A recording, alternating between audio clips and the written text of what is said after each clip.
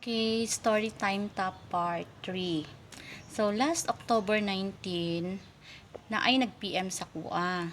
Bali, ang katong nag-PM sa kuha is nangutan na siya about sa pag-process sa documents lagi. Kay, ang yaha manggong school daw is kanang dati daw is karang kakuha lang sila og teacher sa agency tapos karon dili na daw sila ganahan magkuha og teacher sa agency kay wala day klaro. Then mauto ano ko sa iya ha, giingon ako sa iya ha tong mga documents nga needed kay syempre na anak pud ko experience so gi-share na ako kay sir.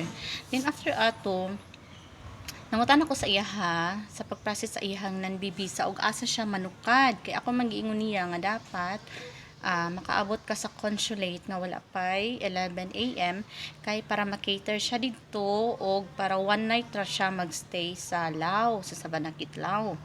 Tas ana siya manukad daw siya sa Mukdahan province niya anak ko.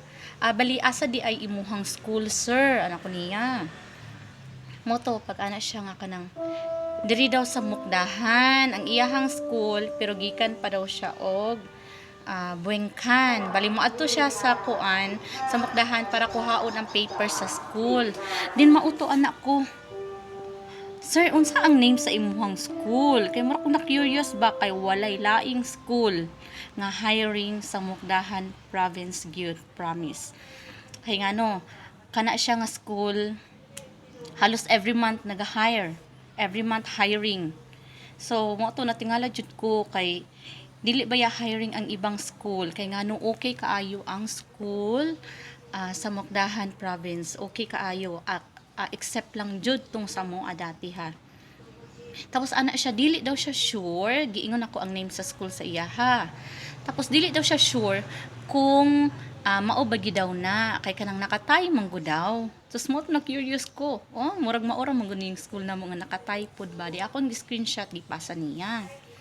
Tas ana siya i-confirm pa daw niya sa iyahang uyab kay bali ang iyahang uyab manggod ang gi-contact sa katong school kay nag-post ang school sa kanang page sa mga sa diri sa Thailand bali separate pa kay di ba kung kita natay SWD may ana ba Filipino group na apod sila. Then ang iyahang uyab ang nakabasa atong hiring dito nga school. Then ang iyahang nakaistorya sa director is ang iyahang uyab nga tay kay para mas makasinabtanay pud sila. Nya siya man puy nakakita. Then i-confirm daw niya sa iyahang uyab. Nya mo to dugay-dugay ana siya. Ma'am, murag maujud ni siya nga school ba? Ana siya murag maujud ni ngano di ay. Unsay background ani? Mo to giingon jud nako tanan-tanan sa iyaha then nangutan na siya kanang need pa ba daw maghimo og lesson plan anak ko oo need pa siya tapos niingon to si sir sa ako nga giingnan to siya sa school nga dili na daw need magbuhat og lesson plan kay mao man gud na ilahang start good ang unang man gud ana sa school is paganahan ka ana okay kaayo sila walay problema first week second week third week pagkadugay ana dira na mo gawas ang tinuod nga batasan mag-start na siya sa ilahang mga co-Thai teachers na Thai nga ilahan ng pangasab-an singgit-singgitan makamali lang gamay nagay ka isa nga katong nag-meeting mi giinan pa gani niya ang isa namo ka teacher sa sa kindergarten 2 kay gi-actionan man niya ana ana ba ana sa papel tapos nantan-aw mi kay maramig na siya tapos ana siya teacher cannot understand. Thai already cannot understand ni ana siya. Laina jud batasan. Uy, unya ningisi-ngisi ra pud tong teacher na. Just mio kung ako ato, hay. May jung layasan dayon. Nya mauto, giingon jud ako tanan sa iya ha. Tas ana siya naamang guday ko ano dito na aday puti. Ngano daw wala ni hawa ang puti. Ana ko niya, sir, mura siya na ay discrimination ba kay ang puti manggod after anang klase niya mga 120 or 2 umuuli na siya dili na siya magstay sa school tapos karon nga second semester is bawasan ang iyahang ginahandle nga science subject kay ang ginatuduan naman niya is science man so gibawasan ang iyahang science nga subject kay ipasa unta sa ako ang kauban if wala mi nagdayon og hawa unya kay naghawa man mi Then karon pagkahuman ato, ana siya nga kanang ang iyahang i-handle ha, liman ka. Katong si sir, ang gihatag sa iya nga schedule naa sa 36 teaching load. Di ba kamatay naa pa ba nay kalbuso ng inana? Nya medyo taas daw ang offer. Syempre medyo taas ang offer sa iya kay murag wala na may musukol anang eskwelahan na. Taas jud ang offer sa iyahan, yang iyahang tudluan liman ka. Nursery, primary, kindergarten 1, 2, 3, tapos primary 1 to 6. Liman ka, pila ka estudyante ang iyang i-handle. Tapos ana siya, kaya man daw niya kanang ano daw kanang lisod, kapoy, ana ko sa iya. Sir, ako pud sir, kaya pud nako na. Pero kanang style nila ambot lang. Naana na ginan ako siya.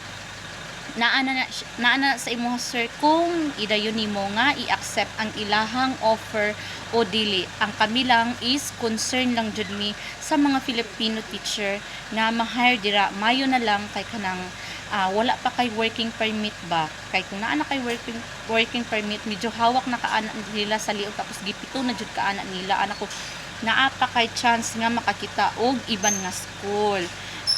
Tapos mao to ana siya nga kanang murag dili pa siya sure ba, undecided pa siya, pero nakaistorya daw niya iyang family daw sa Pinas nga kanang murag blessing in disguise mi ba. Kami sa akong kauban nga nag-share niya nga kanang inana ang school nga kanang dili jud nimo siya mahalata nga dili okay kay ngano lami kay smile goods kaayo sa una, then after ana nay ambot lang. As in, kini ako ang dagway dati, napuno nig bugas diri, naapagani ni mga dark spot napuno nig bugas ako ang nawong, mura ni siya kuan rice terraces. Ay, tas perti ka-dry nga kuan, arang-arang na gani ko karon kay murag na kuan na ba, nakapahulay-pahulay na good na dili na kaayo hago. Nya mao to nga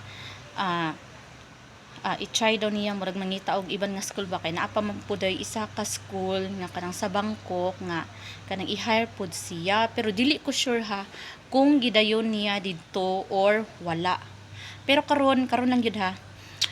Nagchat sa ako ang isa ka Thai teacher didto kay katupod siyang nagchat sa ako aron muhawaay na pud siya kay kabalo mo kung unsay ginaingon sa iya ha. Dili na gyud daw niya makaya kay bisan pag na-aksidente ka naka-plaster ka dira, gusto nila nga mag-duty ka, bisag nagsakit ka gusto nila mag-duty ka, wala sila pakialam kay gusto nila suliton ang bayad nga kanang ginahatag sa imuha. So, okay ra man na siya ba kung naay mga overtime pay ana unya dili gud ka kanang pakaulawan kay bastos ra kayo ba, dili ra gyud kaayo siya professional. So mo to nagchat siya sa ako ang kanang kuan anang tana ko niya kaya naman siya teacher nang how are you ana mangusta man to siya sa kuha kay medyo close mi ato ni madam akong tawag siya, teacher to siya sa nursery. Anak ko, I'm fine teacher, how about you? Siya, teacher, I cannot take it anymore based sa translation sa iyang kuan ha, sa iyang baligitay magud niya iyang Google Translate ba copy paste din gisend sa ako ana daw gipakita niya in tawo ng iyang kamot na ay marag plaster kay kanang gikan siya aksidente rin ano siya, I can take it anymore, tapos gusto na niya muhawa kaso lang naapay ginapatiwas sa iya ha kay dili ang mga Thai dito dili basa-basa kahawa nga kanang na palisdan jud kanila bago ka pahawaon. Kami ato napahawa gid mig September 30 kay nag-sign mi og contract ato nga time. Nya kuya pagid kaayo ay di siya contract, a resignation letter. Nya kuya pagid kaayo kay sa ilang resignation letter nga gi-provide una-una ang nakabutang didto is ang pangalan sa anak na lalaki. Gibasa nako anak ko, ay dili ko mo pirma ani anak ko, dili ko mo pirma ani kay dili man ni name sa director. Name man ni kuan sa katong naga-manage ba nga ingon ako nga mag-asawa kaya ang director jud ato ang tatay din ang anak lang ang ga-manage pero ginatawag gyapon siya nga director. Anak ko dili kay sa amo ang kontrata ang nakabutang dito kay ang pangalan sa director, so dapat mao gito siya ang nakabutang. Kabalo ka nakadungog tong iyang asawahas kag yung sukuan nagsige siya yaw-yaw ay bahala ka dira nagyaw-yaw do tong maayo pagtalikod nako kay dili man jud mi mamirma ngano mo pirma man mi ana nga lahi na nakasulat.